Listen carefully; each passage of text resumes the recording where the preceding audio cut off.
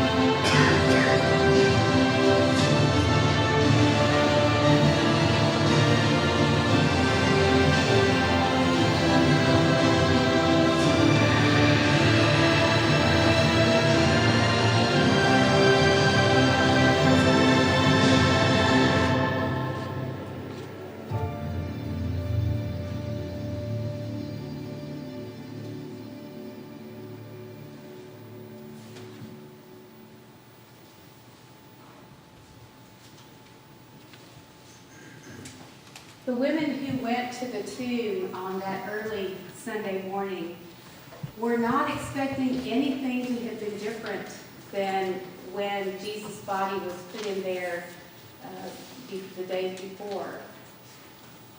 They were expecting to find his body. They were coming to bring spices and perfumes to anoint his body, as is the custom. They couldn't do it the day before because that was a day of Sabbath. So they came the next morning, and they found, much to their surprise, that his body was not there. Oh my goodness. They must have been terrified. What happened to him? Where is our Lord? And in the Gospel of Matthew, it says that an earthquake occurred and rolled away the stone in front of the tomb. And we know that an earthquake also occurred at the time of his crucifixion, when the curtain was torn in two. So again, that must have been terrifying for them. And then these 2 angels or 2 people dressed in dazzling white appeared before them. I don't know about you, but if they had appeared before me and told me, "Don't be afraid, don't be afraid," I would have been scared to death. I would have been terrified at what had already happened, what I had just seen, and overcome with, what do we do now? But we know the story. We know how it comes out. And we are people who believe in resurrection, in the changing power of resurrection. But we can't leave the story there, that resurrection is the end. It's a great ending, but resurrection is still going on. Resurrection keeps going on every day. And God calls us to practice resurrection, to do what we can do with our gifts, with our hearts, our minds, our spirits, to share resurrection with all of those that we encounter in little ways, in big ways, whatever ways. We are called to answer God's call to help me, God says, bring as much as possible an end to suffering and pain and hurt in the world.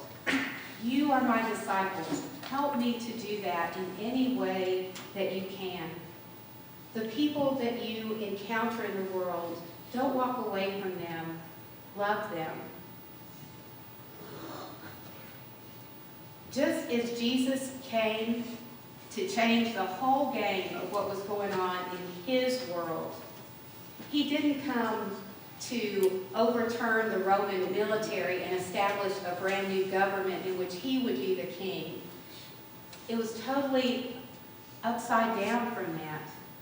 He didn't come to beat the Pharisees and the religious teachers at their own spiritual, do you know this contest, or I know this better than you.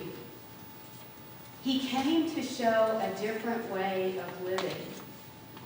Jesus came to show us a different way to be in the world, a way that is not afraid, that is not oppressive, that offers peace and love, that says violence is not the answer and hurting others is not the way.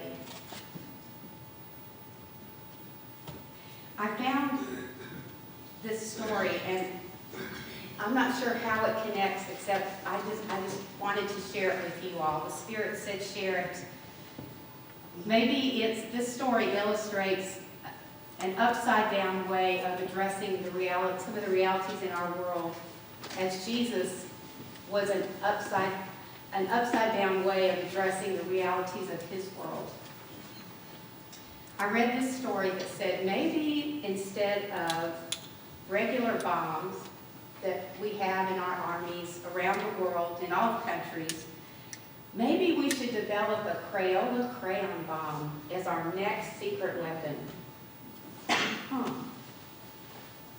A happiness weapon, a beauty bomb. And every time a crisis developed somewhere in the world, we would launch a Crayola crayon bomb. It would explode high in the air, way high in the air, and explode softly. And all these boxes of Crayola crayons would come down in parachutes. And not just the box of 8 Crayola crayons. No, this would be the box of 64 with the sharpener in the side. We're not going with the dollar store crayons either. We're going with the Crayola crayons. And the colors of silver and gold and copper and magenta and peach and amber and umber and all those weird names for crayons that we find now in our Crayola boxes, they would come raining down. And people would smile. And they'd get a funny look on their face. And then they would take those crayons and they would cover them in new colors of peace and love. What if instead of trying to figure out who's the winner and who's the loser, or who's the smartest, or who's the brightest, or who has the most toys, or who is right and who is wrong, what if we were able to let go of that and instead encourage each other to live the life of the kingdom that God has called us to live? The story of life and death and resurrection, we tell it in some way every Sunday in church. And we tell it because the women told it after they saw the tomb was empty. They went and told the disciples. The disciples told other people. And Simon Peter wrote I think in Acts, we are witnesses of everything that Jesus did in the land of Israel and in Jerusalem. And he commanded the people to preach the gospel, that he, Jesus, is the living God, the appointed judge of the world. So I invite you not to be afraid, but to go and tell the story. Don't be afraid. Go and tell, because you have a story to tell. You have a story in your life of how you have found peace, or you have found healing, or you have found light in the midst of darkness. You have a story that can help someone else. A story of joy in the midst of fear, of taking things one day at a time and continuing to go with courage, even though you felt like giving up.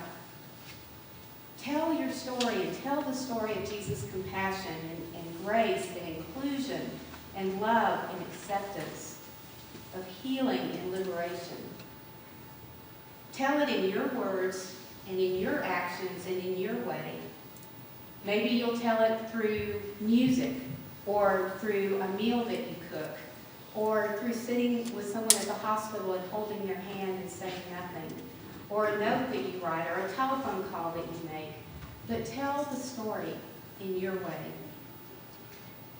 And the meaning of that story is clear. It's what those figures dressed in blazing white told the women. You're not going to find Jesus here. He is not dead. He is living. Why are you looking for him here? Execution couldn't stop him. This tomb with the heavy stone couldn't stop him. It's not over. Resurrection continues every day. Jesus is loose in the world, and we need to tell that story. The central meaning of Easter is that God has said yes to Jesus and yes to loving us. Alleluia. Amen.